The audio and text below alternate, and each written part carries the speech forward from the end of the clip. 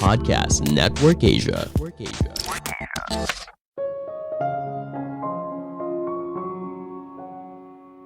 Pemikir hebat tidak selalu setuju. Mereka berdebat bukan untuk membuktikan siapa yang benar, siapa yang salah, tapi untuk belajar satu sama lain. Halo semuanya, nama saya Michael. Selamat datang di podcast saya, Sikutu Buku.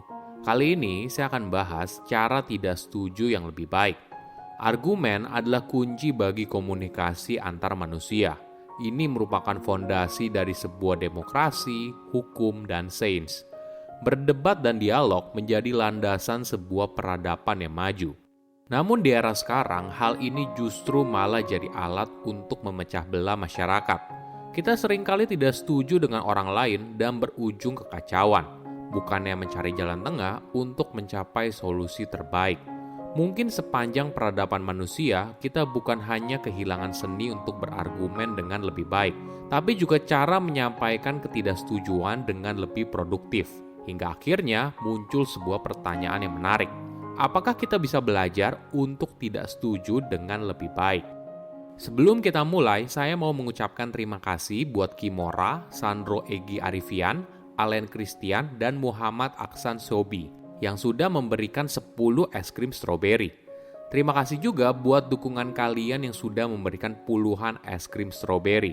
Buat kalian yang mau dukung Sikutu Buku, bisa kirim es krim stroberi mulai dari 9.900 saja. Info lengkap ada di kolom komentar ya.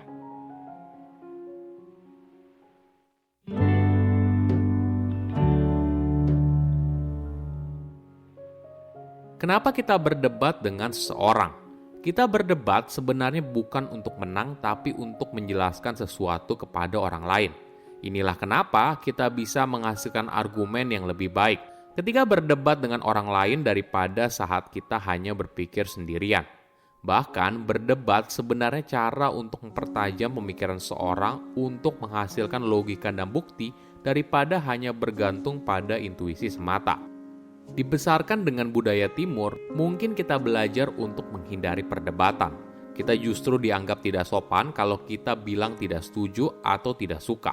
Apalagi saat kita berbicara dengan orang yang lebih tua. Walaupun tidak setuju, kita diminta hanya memendamnya saja di dalam hati. Kondisi ini justru tidak baik. Kita jadi tidak belajar bagaimana cara mengutarakan ketidaksetujuan dengan baik. Kita juga tidak jujur dengan orang di sekitar. Namun yang paling parah, kita tidak menghargai diri sendiri atas kemampuan kita untuk bisa mengatakan tidak setuju dengan cara yang baik. Ada sebuah riset yang meneliti soal orang dewasa yang kreatif. Ternyata para responden itu dibesarkan dalam keluarga yang seringkali berdebat. Tapi bukan perdebatan yang akhirnya berakhir pada pertengkaran, cacian, makian, atau bahkan pemukulan. Bukan itu. Tapi di keluarga tersebut sudah terbiasa untuk berdebat dan menantang argumen satu sama lain dengan tujuan agar menghasilkan berbagai sudut pandang yang berbeda. Riset lain yang meneliti perkembangan anak juga menyimpulkan bukan soal berapa banyak orang tua berdebat dalam keluarga, tapi seberapa membangunnya argumen yang mereka utarakan.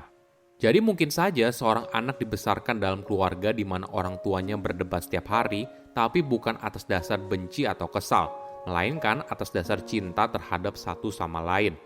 Ini adalah inti dari sebuah perdebatan yang benar. Kita fokus pada task konflik, bukan relationship konflik. Definisinya gini, task konflik adalah sebuah konflik yang terjadi ketika dua orang atau lebih tidak setuju pada isi dari diskusi tersebut. Mungkin saja mereka punya pandangan yang berbeda dalam sebuah topik tertentu. Sedangkan relationship konflik adalah sebuah konflik yang terjadi dalam tingkat hubungan pribadi antara dua orang atau lebih.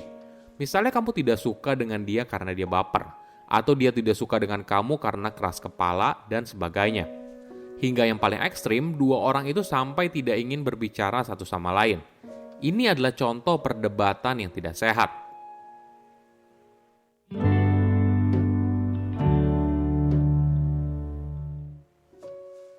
Ada sebuah skenario yang menarik.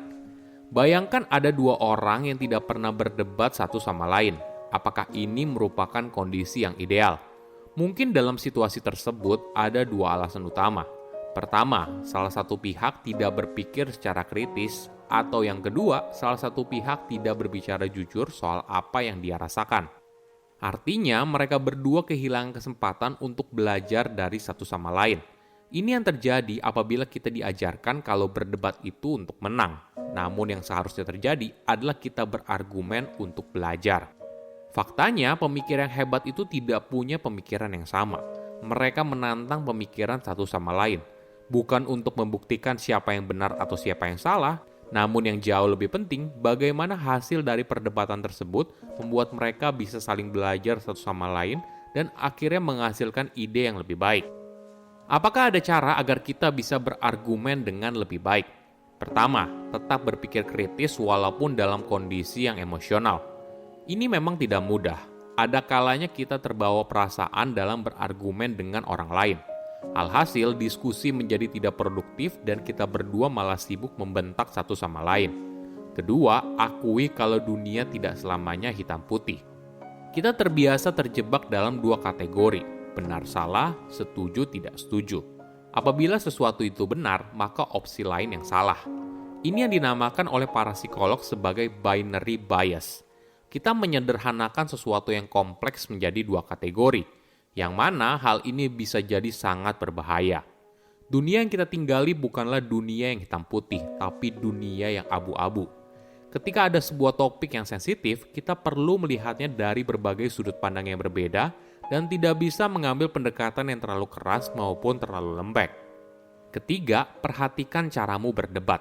Sebelum berdebat soal fakta, maka perlu dimulai dengan menentukan bagaimana cara menilai sebuah argumen. Argumen yang seimbang tidak dinilai secara sama, namun akan diberikan bobot yang lebih berat pada bukti terkuat. Menariknya, orang-orang yang skeptis terhadap bukti ilmiah pada sebuah topik tertentu jarang sekali menyangkalnya secara keseluruhan. Misalnya, mereka yang tidak percaya pada perubahan iklim, tapi percaya pada hukum fisika setiap kali naik pesawat terbang. Orang yang skeptis terhadap vaksin, tapi percaya pada obat setiap kali mereka meminum antibiotik.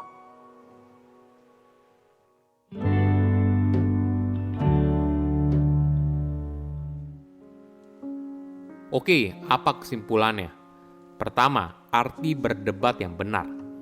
Kita berdebat sebenarnya bukan untuk menang, tapi untuk menjelaskan sesuatu kepada orang lain. Inilah kenapa kita bisa menghasilkan argumen yang lebih baik ketika berdebat dengan orang lain daripada saat kita hanya berpikir sendirian. Kedua, pemikir hebat tidak selalu setuju.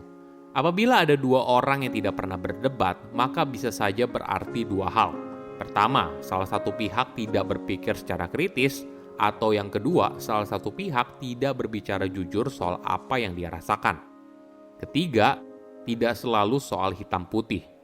Dunia yang kita tinggali bukanlah dunia yang hitam putih, tapi dunia yang abu-abu.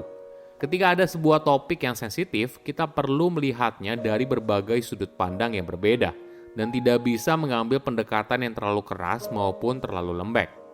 Saya undur diri, jangan lupa follow podcast Sikutu Buku. Bye-bye. Hai teman horor, aku Ana. Gimana? Menegangkan gak episode kali ini? Nah, setelah dengerin episode ini, yuk lanjut dengerin kisah serem lainnya lewat podcastku. Podcast kisah horor. Berani gak?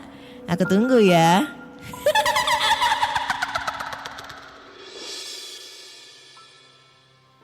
Pandangan dan opini yang disampaikan oleh kreator podcast, host, dan tamu tidak mencerminkan kebijakan resmi dan bagian dari podcast Network Asia.